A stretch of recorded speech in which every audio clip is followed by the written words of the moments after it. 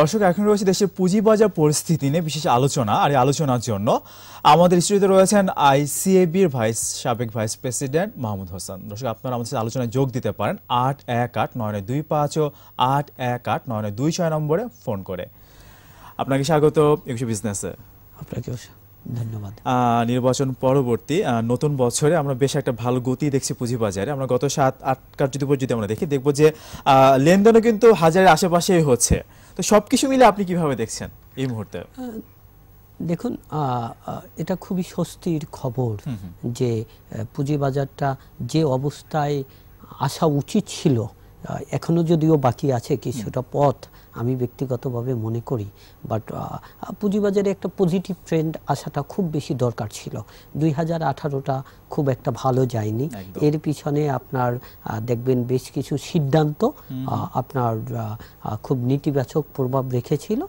তো এখানে সরকারের একটা আপনার নতুন রূপ নিয়েছে, যদিও সেম পলিটিক্যাল পার্টি পাওয়ারে আছে।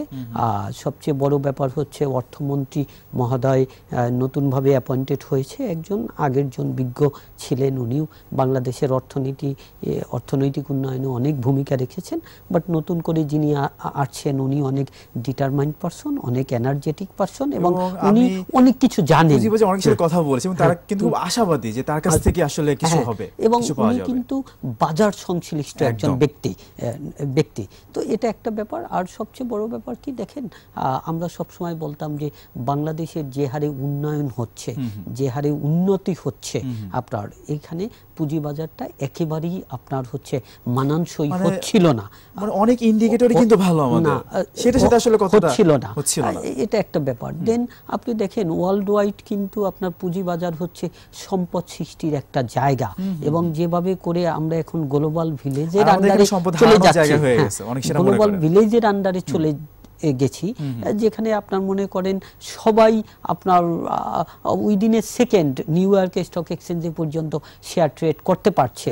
বাট বাংলাদেশে শেয়ার মার্কেটটা কেমন জানি কোনো নির্ভরযোগ্য বা নির্ভরতার জায়গায় ছিল না। সেখানে যে পুঁজিবাজারটা অনেক অবমূল্যায়িত ছিল।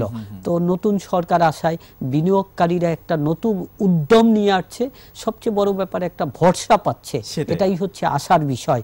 এবং কিছুটা অবমূল্যায়ন এর মধ্যে ওয়ার্কআউট হচ্ছে, বাট এখনো আমি ব্যক্তিগতভাবে মনে করি মার্কেটটা এখনো অনেক অবমূল্যায়িত আছে, এটা আরো বাড়ার যথেষ্ট সুযোগ আছে। সেটাই অনেকে মনে করেন যে তহবিলের চাইতে আসলে আস্থাটা বেশি দরকার, আস্থা আসলেই তহবিল কোথা থেকে আসবে আমরা সেটা বুঝতে পারবো না। আপনাকে ছোট একটা এক্সাম্পল দেই, দেখেন ট্রাম্প ইলেক্টেড হলেন আপনার ইউএস প্রেসিডেন্ট হিসাবে। এখানে ইউএস অর্থনীতির কিন্তু কোনো কিছু চেঞ্জ হলো না, বাট উনি যখন ইলেক্টেড হলো তারপরেই কিন্তু স্টক মার্কেটে ক্ষণিক সময়ের জন্য একটা ধস নামলো। এটা থেকেও প্রতীয়মান যে সারা বিশ্বেই শেয়ার বাজার বা পুঁজি বাজার একটা নির্ভরতার দরকার। যে আর এখানে যেহেতু পলিসি কন্টিনিউ হচ্ছে, বড় বড় প্রজেক্টগুলো যেগুলো নেওয়া হচ্ছিল গভর্নমেন্টের কন্টিনিউশনের জন্য ওগুলোও কন্টিনিউ হবে। তো এসব কারণে আপনার বিদেশি ইনভেস্টমেন্ট বাড়বে, দেশি ইনভেস্টরদের আবার আস্থা ফিরে আসছে। তো পুঁজিবাজার তো ভালো হবেই এবং ভালো হওয়াই উচিত। আচ্ছা, আমরা আমাদের বাজারে দেখি যে বিভিন্ন ইস্যুতে আসলে আমাদের মার্কেট আসলে প্রভাবিত হয়। আমরা বাজেটে দেখি প্রভাবিত হয়, হজের মৌসুমে প্রভাবিত হয়, অনেক কিছুতে। সামনে তো মুদ্রানীতি, এই বিষয়ে নিয়ে একটু জানতে চাচ্ছি আসলে। দেখুন, এটার আপনাকে যদি আমি একটু স্পেসিফিক্যালি বলি যে আপনার পুঁজিবাজারে রিমার অলওয়েজ একটা কাজ করে। তো আবার অনেক সময় বাংলাদেশে আপনি যদি হিস্টোরি ওয়াইজ দেখেন, তো ইতিহাসের দিকটা, তাহলেও কেন জানি আপনার মুদ্রানীতিতে এমন কিছু থাকে যেখানে পুঁজিবাজারে হিউজ পরিমাণ ইম্প্যাক্ট করে। এর আপনার কারণটা যদি টেকনিক্যাল ইস্যুটা যদি বলা হয় যে পুঁজিবাজারে যারা ইনভেস্ট করে তাদের তো একটা মানি ফ্লো লাগে। তো মুদ্রানীতি দিয়ে যখন পুঁজিবাজারে যে মানিটা ফ্লো হয় ওটা যখন রিডিউস করা হয় বা ওটা যখন আপনার মনে করেন ডিমোটিভেটেড করা হয়, তখন একটা প্রবলেম তৈরি হয়। দেখবেন পুঁজিবাজারে অনেক পরিমাণ ইনভেস্ট করে মার্চেন্ট ব্যাংকগুলো এবং অনেকগুলো আপনার এই মার্চেন্ট ব্যাংকের মালিকানা থাকে আবার ব্যাংকিং অ্যান্ড ফিনান্সিয়াল ইনস্টিটিউশন যেগুলো আছে তার উপর। এখন ব্যাংক অ্যান্ড ফিনান্সিয়াল ইনস্টিটিউশন এটার আবার কন্ট্রোলিং অথরিটি হচ্ছে বাংলাদেশ ব্যাংক। যখন বাংলাদেশ ব্যাংক ওখানে আপনার হাত দেয়, যে ব্যাংকে বলে যে তুমি এটা করতে পারবা, এটা করতে পারবা না, তখন মার্কেটে যেমন তারল্যের একটা কমতি হতে পারে, আবার at the same time merchant ব্যাংকগুলোর কিন্তু আপনার সক্ষমতাও কমতে পারে, এবং ইভেন ব্যাংকগুলোর প্রফিটেবিলিটিতেও ইম্প্যাক্ট করতে পারে। যেখানে বাংলাদেশে পুঁজিবাজারে একটা মেজরিটি পোর্শন হচ্ছে ব্যাংক অ্যান্ড ফিনান্সিয়াল ইনস্টিটিউশনের শেয়ার। এই সকল কারণে দেখা যায় যে মুদ্রানীতি যখন আছে, ওটা যদি একলা চলন নীতিতে আপনার বাংলাদেশ ব্যাংক করে এবং অবাস্তব কোনো কিছু করে, আমি এই জন্য অবাস্তব কথাটা বলেছি, আপনি দেখবেন বিগত 2-3টে মুদ্রানীতিতে যে পরিমাণ ইন্ডিকেটরগুলো বাংলাদেশ ব্যাংক দিয়েছিল সেটার কোনোটাই কিন্তু অ্যাচিভেবল হয়নি, এবং পরবর্তীতে দেখা গেছে তাদেরকে এডিআর রেশিওর কথা যদি বলেন, পরবর্তীতে তাদেরকে আবার ওই মুদ্রানীতিতে যেটা বলেছে পরে আবার ওটা গিয়ে চেঞ্জ করতে হয়েছে, আবার এক্সটেন্ড করতে হয়েছে। এর মধ্যখানে কি হয়েছে, একটা ঘোলা পানি তৈরি হয়েছে। এই ঘোলা পানিতে কিছু স্বার্থান্বেষী মহল বাংলাদেশে যেহেতু পুঁজিবাজারটা ওভাবে প্রাতিষ্ঠানিক রূপ পায়নি, এজন্য তারা কিন্তু এখান থেকে কিছুটা লাভ তুলে নিয়েছে। তো এরকম যদি কিছু না থাকে মুদ্রানীতিতে, এবং আমি আশা করি এবছর এরকম থাকবে না, কারণ আমরা বোধহয় যথেষ্ট পরিমাণ লেসন লার্নড হয়েছে আমাদের, এবং বর্তমান অর্থমন্ত্রী মহোদয় বোধহয় এটা অ্যালাউ করবে না। তবে আমি অনুরোধ রাখবো বাজার সংশ্লিষ্ট যারা আছে তাদেরকে খুবই দ্রুত আপনার অর্থমন্ত্রী মহোদয়ের সাথে কথা বলা উচিত, যে মুদ্রানীতিতে পুঁজিবাজারে নেতিবাচক কোনো প্রভাব পড়ে এরকম কোনো কিছু যেন না থাকে। আমরা প্রত্যাশা করব আপনি যেমনটি বলছেন পানি ঘোলা হবে না, সেই সাথে আপনি মার্চেন্ট ব্যাংকের সক্ষমতার কথা বলছেন, এই বিষয়টা আমরা আসবো। ছোট একটা ফোন নিয়ে আসি আমরা। হ্যালো দর্শক, আপনার নাম বলে প্রশ্ন করুন। হ্যালো, আমার প্রশ্নটা হলো ফার্মাসিউটিক্যাল খাত কি ধ্বংস হয়ে গেল নাকি বাংলাদেশে? মার্কেটিং ইন্ডেক্স বাড়তেছে, ভলিউমও বাড়তেছে, আর এটা উল্টা দিকে যেতেছে, বেক্সিমো ফার্মা, স্কয়ার ফার্মা, এসিআর কোনো খবরই নাই। আপনাকে অনেক ধন্যবাদ, অনেকগুলো ভালো কোম্পানির কথা বলছেন। আমরা কিন্তু অনেকদিন দেখেছি যে ইন্স্যুরেন্স খাত কিন্তু অবমূল্যায়িত ছিল, সেগুলো কিন্তু এখন বাড়ছে। তো এটার উত্তর আমরা দিব, একটা বিরতি নিয়ে আসি আমরা। দর্শক, এবার নিচ্ছি একটা বিরতি, ফিরে আসবো একটু পরে, আমাদের সঙ্গেই থাকুন। দর্শক, বিরতির আগে দেশের পুঁজিবাজার পরিস্থিতি নিয়ে কথা বলছিলাম আইসিএবি এর ভাইস প্রেসিডেন্ট মাহমুদ হোসেনের সঙ্গে। আবার ফিরছি সে আলোচনায়। একজন বিনিয়োগকারী বলছিলেন যে ঔষধ খাত বাড়ছে না, অনেক ভালো ভালো শেয়ার রয়েছে, স্কয়ার ফার্মার মতো শেয়ার রয়েছে, একমি ফার্মার মতো শেয়ার রয়েছে, কিন্তু বাড়ছে না। আপনি কি বলবেন? দেখেন, এটা দুর্ভাগ্যজনক হলেও সত্য যে একটু আগে যখন বলছিলাম যে পুঁজিবাজারটাকে আমরা একটা প্রাতিষ্ঠানিক রূপ দিতে পারিনি। এখানে যেমন আপনার মনে করেন ডাইভার্সিফাইড প্রোডাক্ট নাই, আপনার শুধুমাত্র ওই এক শেয়ার আছে, বন্ড নাই, অন্য কিছু নাই, এটা যেমন একটা ব্যাপার।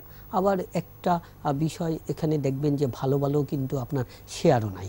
ইভেন আপনার মনে করেন প্রাইভেট সেক্টরে যারা ভালো করছে তারাও আসেনি। বাংলাদেশে ঔষধ খাত খুবই সম্ভাবনাময় একটা খাত, এবং আপনার বাংলাদেশে যে কটা প্রোডাক্ট বাইরে খুবই সমাদৃত, আপনার মানুষ খুব আপনার কনফিডেন্ট নিয়ে ব্যবহার করেন। এর মধ্যে কিন্তু আপনার মনে করেন আমি সবাই আপনার গার্মেন্টসের কথা বলবে, বাট আমি ব্যক্তিগতভাবে মনে করি ঔষধ খাত, কারণ চাহিদা মিটে কিন্তু বাইরে রপ্তানি করছি।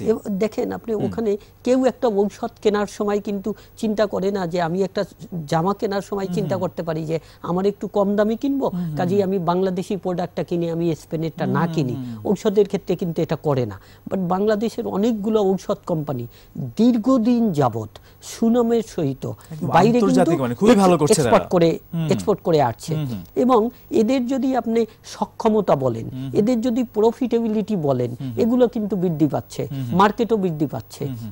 বাট দুর্ভাগ্য হচ্ছে এটাই যে এখানে কোনো একটা সেক্টরের বা কোনো একটা কোম্পানির ফাইন্যান্সিয়াল পারফরমেন্স বা আর্নিং পোটেনশিয়ালিটি কেন যেন আপনার মনে করেন মার্কেটে প্রাইসে কখনো আপনার মনে করেন রিফ্লেক্ট করে না।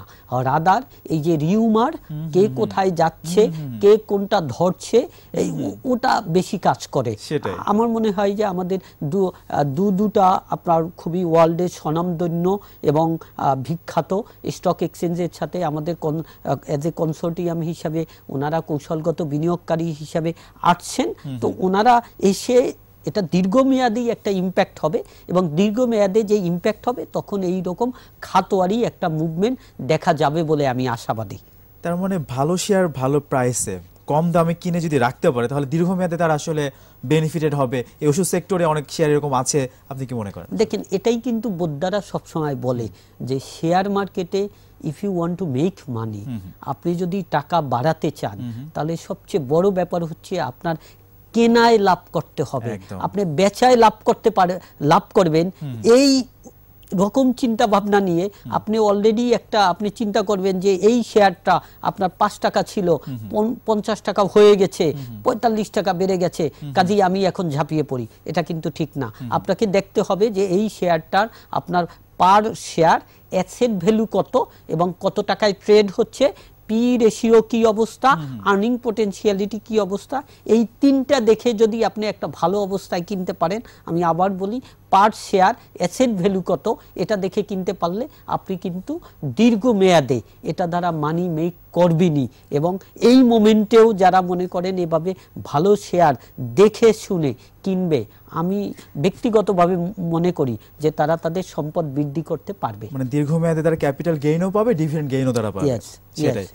আপনি বিরতির আগে মার্চেন্ট ব্যাংকের সক্ষমতা নিয়ে কথা বলছেন, একটু জানতে চাই সক্ষমতা আসলে কিভাবে বাড়ানো যায়। আমরা জানি যে বেশিরভাগ মার্চেন্ট ব্যাংকের পেইড আপ কিন্তু অনেক কম, সেক্ষেত্রে কোনো ব্যবস্থা নেওয়া যায়? দেখুন, এটা নিয়ে বেশ কয়েক জায়গায় কিন্তু আমি কথা বলেছি, অনেকেই কথা বলছে।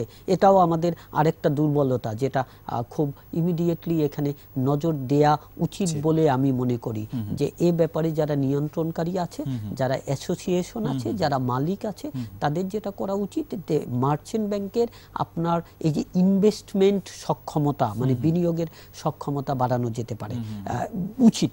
এবং সেটা কিভাবে বাড়ানো যেতে পারে, আপনি দেখবেন আমাদের এখানে কিন্তু একটা সাকসেসফুল একটা ইতিহাস আছে যে ব্যাংকগুলার আপনার বেশ কয়েক বছর আগে যে ব্যাংকগুলোর যে হারে আপনার মনে করেন ক্যাপিটালের স্বল্পতা ছিল, তখন বাংলাদেশ ব্যাংক একটা নিয়ম করে দিয়েছিল যে এতদিনের মধ্যে তোমার ক্যাপিটাল এনহান্সমেন্ট করতে হবে। তো তখন ব্যাংকগুলো নতুনভাবে আপনার মনে করেন ক্যাপিটাল রেইজ করেছে, আবার বোনাস শেয়ার ডিক্লেয়ার করেছে।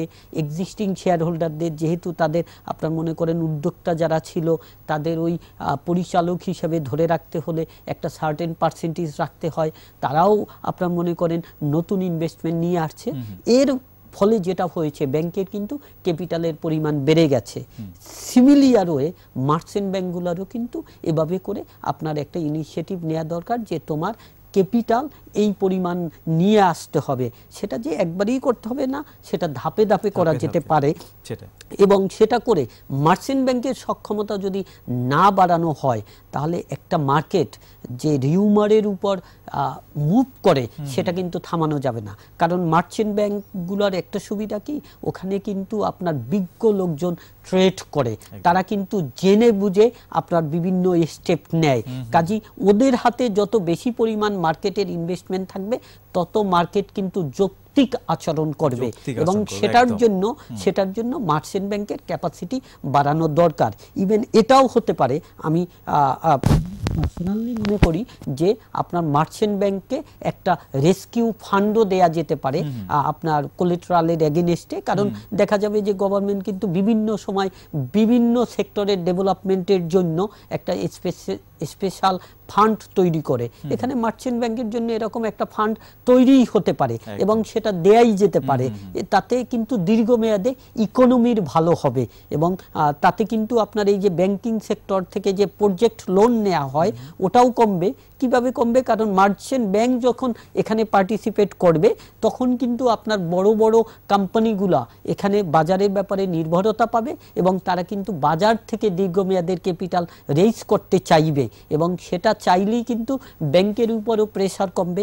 ইভেন ব্যাংকের যে আমাদের এনপিএল এখন অলমোস্ট 13% চলে গেছে, এটা মাথা ব্যথা হয়ে গেছে। ওখানে সরকার শত শত কোটি টাকা, হাজার কোটি টাকা, লক্ষ কোটি টাকা ভর্তুকি দিচ্ছে। সেটাও কিন্তু মনে করেন ক্যাপিটাল মার্কেটের উন্নয়ন হলে এখান থেকে যখন আপনার প্রজেক্ট ফাইন্যান্স যাবে তখন ওখানে প্রেসার কমায় ওই ভর্তুকির পরিমাণ কিন্তু কমে যাবে। সেটা আমরা সেটা প্রত্যাশা করছি। তো এই মুহূর্তে আসলে যতগুলো ইকোনমিক ইন্ডিকেটর আছে কেমন দেখছেন আসলে, কি অবস্থা, সেগুলো প্রভাবই বা আসলে আমাদের বাজারে কেমন? দেখেন, আপনি যদি অর্থনৈতিক ইন্ডিকেটর বলেন তাহলে তো আমি বলবো যে বাংলাদেশ ইকোনমি এখন সবচেয়ে হ্যাপিয়েস্ট মোমেন্ট এনজয় করেছে। এবং এখানে কর্তৃত্ব দিতে হবে প্রাইভেট সেক্টরকে, এখানে কর্তৃত্ব দিতে হবে সাধারণ মানুষকে।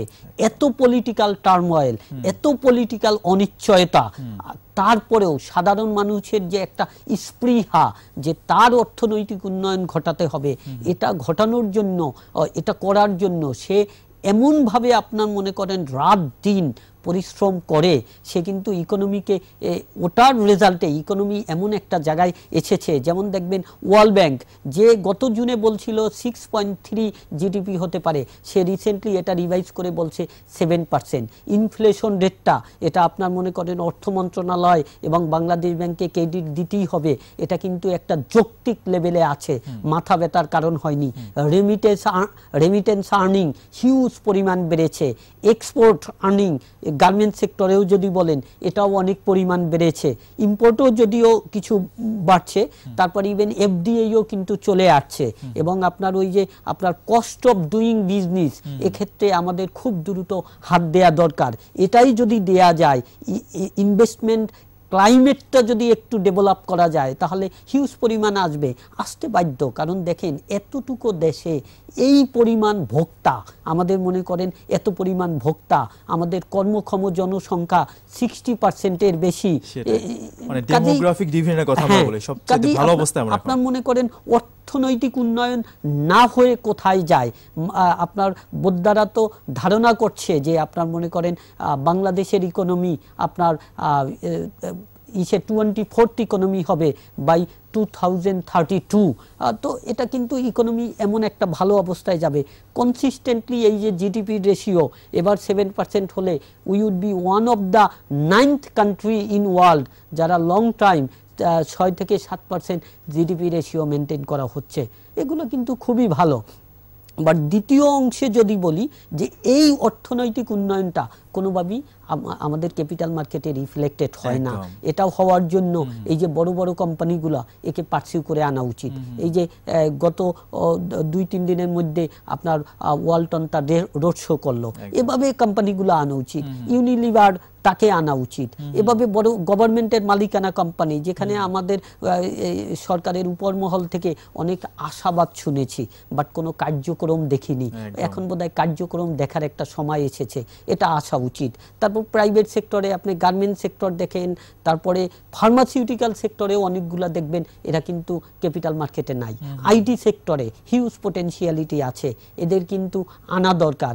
এফএমসিজি সেক্টরে এদের কিন্তু আনা দরকার, এরা খুব ভালো করছেন, কিন্তু এরা যদি ক্যাপিটাল মার্কেটে আসে তাহলে অর্থনৈতিক উন্নয়নটা আপনার কিন্তু আপনার ক্যাপিটাল মার্কেটেও রিফ্লেক্টেড হবে এবং সেটা খুবই দরকার।